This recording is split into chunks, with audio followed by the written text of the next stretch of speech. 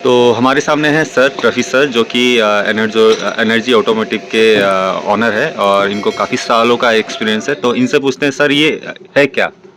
ये सब shock absorber है। ओके, और, और ये फ्रंट है और ये रियर है।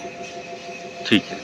तो बेसिकली ये हाइड्रोलिक सिस्टम है अलग से। इसके अंदर स्प्रिंग वगैरह भी अटैच होता है, हुँ, पर ये ओनली हाइड्रोलिक सिस्टम है। बाकी इसके जो एसेसरीज पार्ट्स है जैसे रबर माउंट हो गया, स्प्रिंग हो गया, वो अभी दूसरे ओल्ड वाला ही लग जाएगा क्योंकि उसमें कोई खराबी नहीं होता है। जी।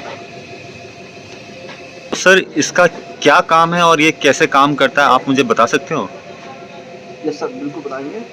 बेसिकली शॉक अब्जॉर्बर वो चीज़ होता है जो गाड़ी की जो जर्क होती है गड्ढे में जो जाती है, तो जर्क को एब्जॉर्ब करता है।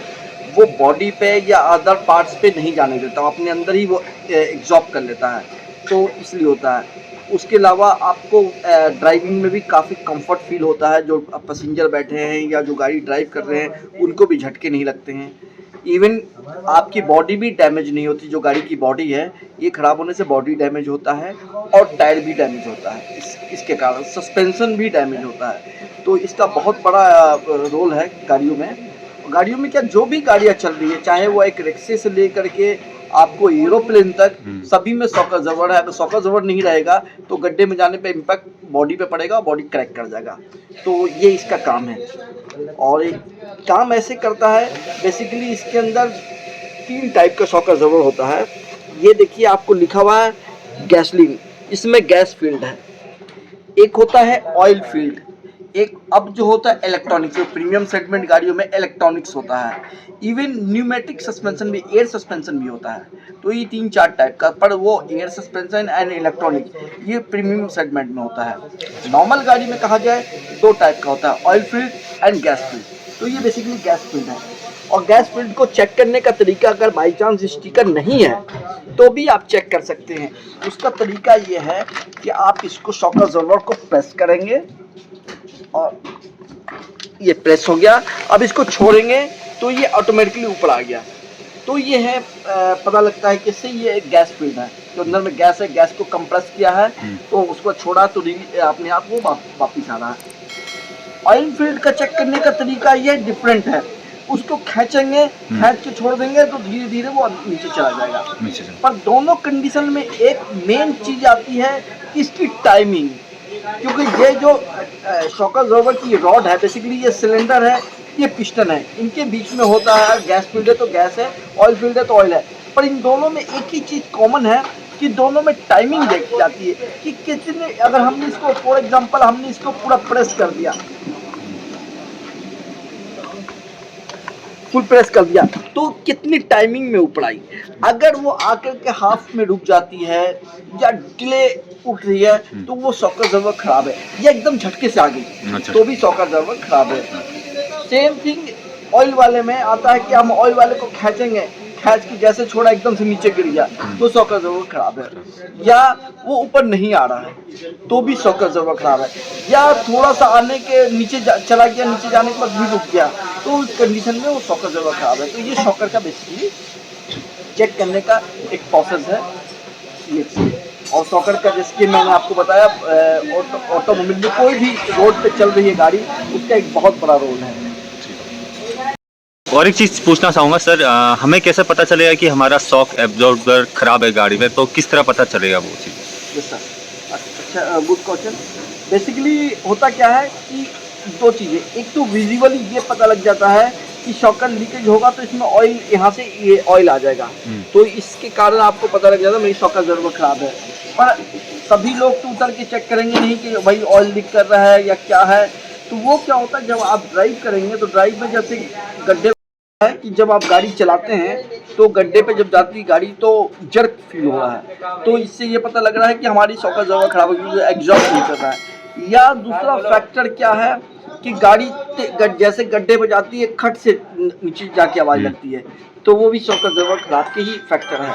हालांकि कई सारा फैक्टर चेक करने वाली है, लेकिन नॉर्मली उससे होता है। तीसरी चीज़ होती है टायर। जैसे कोई भी रबर पार्ट्स होता है, टायर होता है, टायर ये अगर घिसेगा तो स्मूथली घिसेगा रनिंग, पर कहीं कहीं पे गड्ढे पड़ रहे हैं हुँ, रफ, तो वो आप समझ लीजिए कि वो सॉकर जरूर खराब है, उसके फैक्टर है कि वो टायर में गड्ढे पड़ रहा है, या आपकी बहुत जल्दी सस्पेंशन की रबर बूस्ट खराब हो रही है। तो आप मान के चलिए कि उसका सॉकर जरूर हार्ड है, जिसके वजह से उस दूसरे चीज़ पे इम्पैक्ट पड़ रहा है उसका। तो ये सारा फैक्टर है कि सॉकर खराब होने का इंडिकेशन है। अब कॉमन मैन के लिए ये है कि भाई गाड़ी जा रही है, गड्ढे में गई, खट से आवाज़ आई, और या गड्ढे में गाड़ी उछल रही है, तो आप ये समझ लीजिए कि मेरी सॉकर ज़रूर प्रॉपर काम नहीं कर रहा है। तो मेरे मन में सवाल और एक है सर, ये गैस वाला है और ऑयल वाला जो प्रीमियम सेगमेंट के होते हैं जिसमें एयर होता है वगैरह, तो इसमें फ़र्क क्या है? यस सर, बेसिकली क्या था कि जो ऑयल फील्ड सॉकर होता है उसकी सस्पेंशन थोड़ी सी इन जो ऑयल गैस फील्ड से थोड़ा ज़्यादा हार्ड होता है सस्पेंशन। तो उससे क्या होता है, जितना कंफर्ट आपको गैस वाले में मिलेगा उतना कंफर्ट आपको ऑयल में नहीं मिलेगा, नंबर 1। नंबर 2 आ जाती है कि कुछ जैसे प्रीमियम सेगमेंट में मैंने बताया कि इलेक्ट्रॉनिक सॉकर भी है, या आपको एयर सस्पेंशन भी है जिसको न्यूमेटिक सस्पेंशन कहते हैं। तो जो इलेक्ट्रॉनिक सस्पेंशन है वो उसकी इतनी हाई टेक्नोलॉजी है, उतनी सेंसिटिव होती है वो, कि फॉर एग्जांपल अगर गड्ढा आने वाला भी हुआ तो वो क्या होता है, सेंस करके उस गाड़ी की हाइट को मेंटेन कर देगा वो। अच्छा। उसके अलावा आप अपने हिसाब से गाड़ी की हाइट ऊपर नीचे कर सकते हैं। अच्छा। वो हो जाता है इलेक्ट्रॉनिक सस्पेंशन।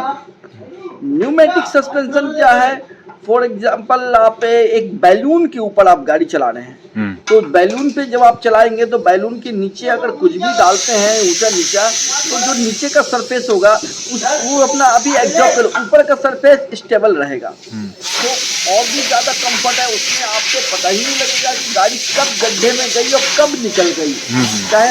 और उसके अलावा उनकी वेट ज़्यादा होती है, तो वेट को मेंटेन करने के लिए भी इन सॉकर में वो चीज़ उतनी कामयाब नहीं होगी, क्योंकि ज़्यादा वेट होने की वजह से लीक कर जाती है। तो उसमें न्यूमेटिक सस्पेंशन वो ज़्यादा कामयाब है। और न्यूमेटिक सस्पेंशन में क्या होता है, एक फ़ायदा और क्या होता है कि फॉर एग्जांपल आपने देखा होगा कि कुछ प्रीमियम सेट में, फॉर एग्जांपल जैसे रोल्स रॉयस, तो रोल्स रॉयस में क्या है कि जब आप गाड़ी पार्क करेंगे या गाड़ी खड़ी करेंगे तो गाड़ी नीचे बैठ जाएगी, सारी टायर गाड़ी की बॉडी के अंदर चली जाएगी। अच्छा।